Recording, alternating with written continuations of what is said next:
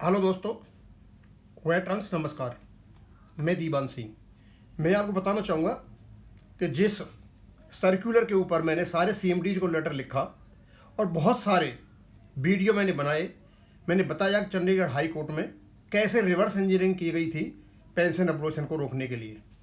आपको पता है, एक सर्कुलर के उन्नी कृष्णन साहब ने, जो डेप्टी चीफ थे आईबीए के, एक लेटर लिखा अक्टूबर 17, 2015 को। किसको लिखा है ये? HR heads of public sector banks के। आज हम इसको पढ़ करके देखेंगे। इसके जो 5 प्रश्न हैं मैं उसके बाद डालूंगा। मैं दोबारा इसको इसलिए डाल रहा हूँ कि हमारे जो जितने भी पिटिशनर हैं या जो भी हमारे एडवोकेट हैं या जो इसको पैरोकार कर रहे हैं, चंडीगढ़ हाई कोर्ट की असली कहानी पता होना चाहिए। चंडीगढ़ हाई कोर्ट के जजमेंट को पढ़ने की कोई भी ज़रूरत नहीं है, क्योंकि हमारे पास आईबीए का एक सर्कुलर है और उस सर्कुलर में स्पष्ट दे रखा है कि क्या क्या विसंगतियां हैं। हाँ, आज उसको दोबारा पढ़ेंगे और उसके बाद इनमें कौन कौन से प्रश्न बनते हैं वो हम आपको बताएंगे। इसमें 5 प्रश्न बनते हैं और 5 के 5 ऐसे हैं जो totally unlawful, illegal and illegitimate हैं। तो पहले तो मैं ये बता दूं कि ये जो फैसला आया था चंडीगढ़ हाई कोर्ट का, ये आया था 9/9/2015 को। 9/9/2015 को फैसला आता है और लगभग 1 महीने बाद ये सर्कुलर निकाल दिया जाता है आईबीए के डिप्टी चीफ उन्नी कृष्णन साहब के द्वारा। इसमें क्या कहा जाता है आप देखिए। और ये क्या है? LPA number. एलपीए क्या होता है कि जिस हाई कोर्ट के सिंगल जज सुनवाई करते हैं, यदि वहीं पर वो उसकी अपील लगा दी जाती है तो उसको एलपीए कहलाता है। अब इसको मैं पढ़ करके बताऊंगा। अब सुनिए, एलपीए नंबर 7892012 आपका ये दे रखा है सारा का सारा, और नीचे भी एलपीए संदर्भ दे रखे हैं।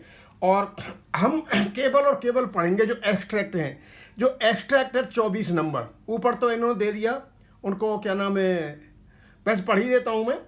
The above referred letters patent was filed by PC Jain, MC Singla and others और LR Singla and the Oriental Bank retired officer association, the Punjab and Sind Bank retired employ welfare association and the Punjab and Sind Bank retired officer before the high court judicature for the states of Punjab and Haryana at Chandigarh.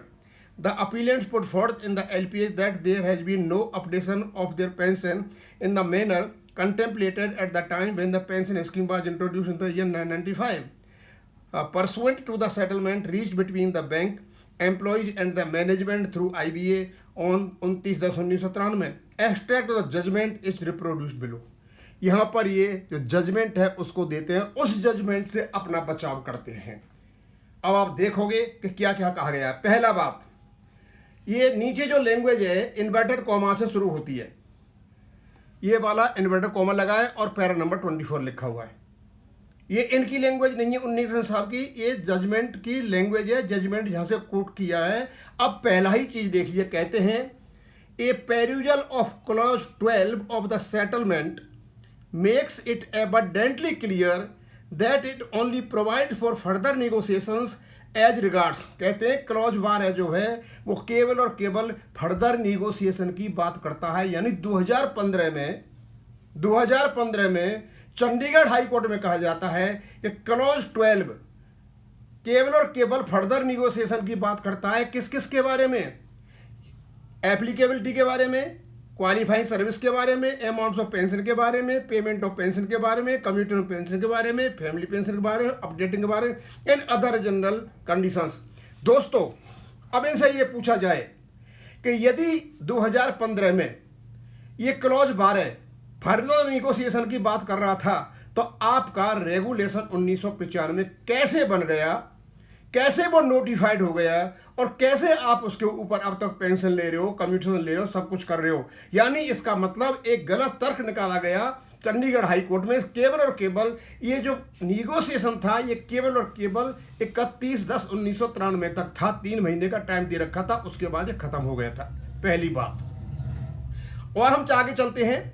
Similarly regulation 56 deals with the situation where doubt arises in the matter of application of the pension scheme, mandates to clear the doubt by referring to the corresponding provision of Central Civil Services Rules 1972, Central Civil Service Commutation of Pension Rules 1981। उन्होंने 56 को पढ़ दिया पूरा। No such doubt is shown to exist as could necessitate reference to corresponding provision of CCS 92। बोले कोई doubt ही नहीं है, यानी क्लॉज 12 ने खत्म कर दिया। जब आपका प्रोसेस ही निगोशिएशन में है तो फिर डाउट कहाँ का है, यानी ये भी जो आपका 56 है ये भी एक दिन से उसमें चला गया निगोशिएशन में।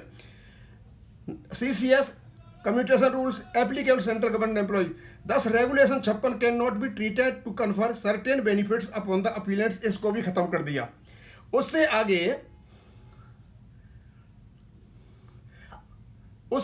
उस 24 का ही पार्ट है ये वाला। ये कहते हैं रेगुलेशन और the CCS pension regulations provided further clause 17। अब ये 17 क्लॉज है सेटलमेंट का, बड़ी कमाल की चीज कही गई 17 को। उसके बारे में क्या कहा गया, provide that if there is difference of opinion with regard to interpretation of any of the provisions of the settlement, the matter can be taken up at the level of the IBA and All India Bank Employees Federation। भाई कमाल ही कर दिया, यानी यदि आपके statutory regulation में किसी प्रकार का डाउट है, किसी प्रकार का डिफरेंस है, वो इंटरप्रिटेशन के वापस जाएगा कहाँ, IBA और AIBA के पास, यूनियन के पास भी नहीं, AIBA के पास जाएगा।